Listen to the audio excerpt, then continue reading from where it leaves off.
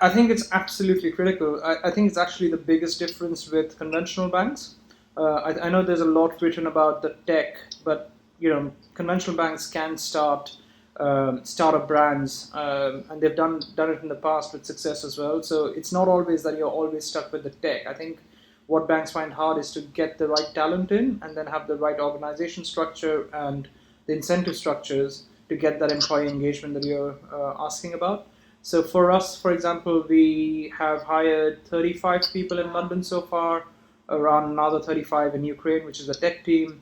And we haven't used a single CV. We don't do headhunters yet. Like, we're starting to look at other people now for very specific gaps that we have, and we might use a headhunter or two over there. But so far, all of it has been based on conversation and agreeing about the mission. And obviously, you need your hard skills, but the basis for going ahead in the recruitment conversation is a culture fit.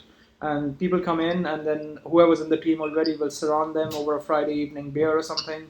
And if they survive that, then we move on to the more interesting parts of the conversation. But it's not the other way around, where you go through rounds of interviews and the CV, and actually, like, we've got a 66%, I think, on last count ratio between men and women. So we've got 66% women, to be precise, and a lot of we have almost like equal numbers of men and women coming into the process, but somehow the lack of CVs seems to throw the men off.